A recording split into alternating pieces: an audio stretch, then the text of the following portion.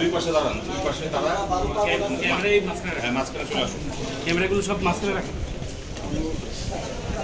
মাঝ থেকে সরে যাবেন।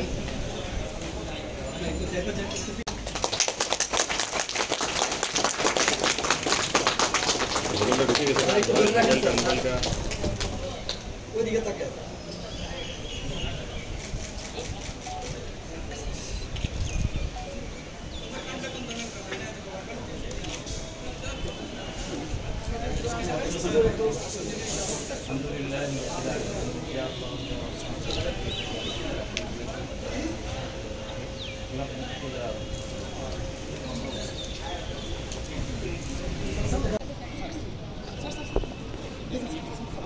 একটু পিছনে আসেন, পিছনে আসেন, পিছনে আসেন।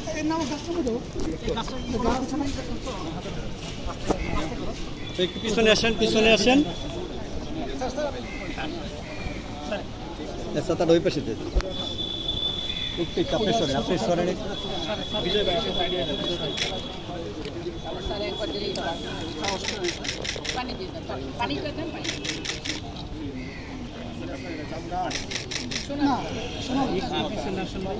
একটু পিছনে আসেন, একটু আপনার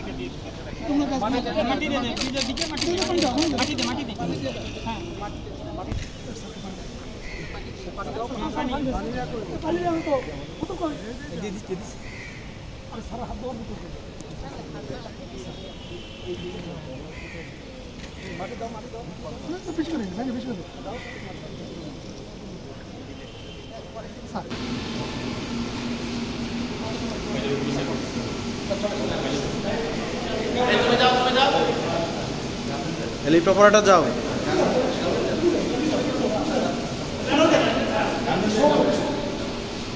মাধ্যমে ঠিক অ্যাকুরেসিটা করে এনশিওর করে আমরা করতে পারবো।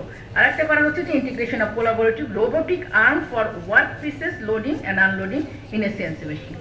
তার মানে চতুর্থ শিল্প বিপ্লব মোকাবেলা করার যা যা করণীয় বা যে ধরনের পদক্ষেপগুলো নিলে আমরা উন্নত প্রযুক্তির সাথে তাল মিলিয়ে আমাদের কাজগুলো সম্পন্ন করতে পারি, সবগুলোই আমাদের হাতে নেওয়া হয়েছে। আরও একটি সুখবর যে এটি শুধু আমাদের এই ঢাকা, চিটাগং বা বগুড়ার ভিতরে সীমাবদ্ধ নয়, আমরা আরও 6টি কেন্দ্র স্থাপন করছি। সেটা গোপালগঞ্জ, সুনামগঞ্জ, বরিশাল, রংপুর, জামালপুর এবং যশোর জেলায়। এই যে 6টি কেন্দ্র স্থাপন হবে এর মাধ্যমে। ধন্যবাদ। আজকে বিটা কর্তৃক আয়োজিত সেপা প্রকল্পের মাধ্যমে বয়েজ হোস্টেল উদ্বোধনের জনাব সভাপতি, মহাপরিচালক বিটাকে, উপস্থিত আজকের বিশেষ অতিথি শিল্প মন্ত্রণালয়ের সম্মানিত সচিব, সিনিয়র সচিব জনাব জাকির সুলতান, উপস্থিত আছেন এখানে আমাদের আরও প্রাক্তন এই সংস্থারই দুজন ডিজি মফিজ সাহেব এবং আমার সাহেব সব আমাদের যারা উদ্যতন কর্মকর্তা। সবচেয়ে আমি আনন্দিত যে আজকে যারা এখানে প্রশিক্ষণার্থী, যাদের জন্য আজকে এই আয়োজন, দীর্ঘদিনের যে একটি ইচ্ছা পূরণ হলো। মাননীয় প্রধানমন্ত্রী জননেত্রী শেখ হাসিনার নির্দেশনায় তিনি সবসময় যখন বলেন তখন বিটেকের কথা তিনি উল্লেখ করেন বাংলাদেশের উন্নয়নের সাথে যেটা দীর্ঘদিনের সম্পৃক্ততা। আমি স্মরণ করছি বঙ্গবন্ধু জাতির পিতা বিটাক বাংলাদেশ পার করা হয়। আর বিশেষ করে এটাকে মেয়েদের মধ্যে বেশি সবচেয়ে প্রচলিত না। আমরাও বুঝতাম যে শুধুমাত্র মহিলাদের এখানে ট্রেনিং করা হয় যখন যেতাম, যখন এখানে আসি নাই বা বাইরে থেকে।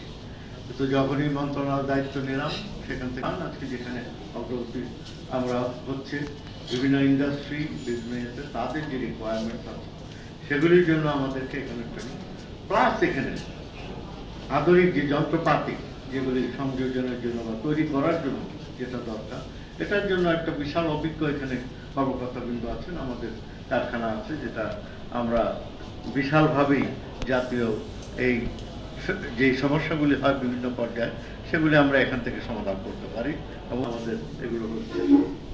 তো গার্লসদের সাথে সাথে আজকে বয়েজদের সেখানে মহিলাদের তো অগ্রাধিকার আছে সেখানে, আমরা সবসময় দেখি। এই আজকে বিদেশে প্রশিক্ষণের জন্য কিন্তু আমাদের এখানে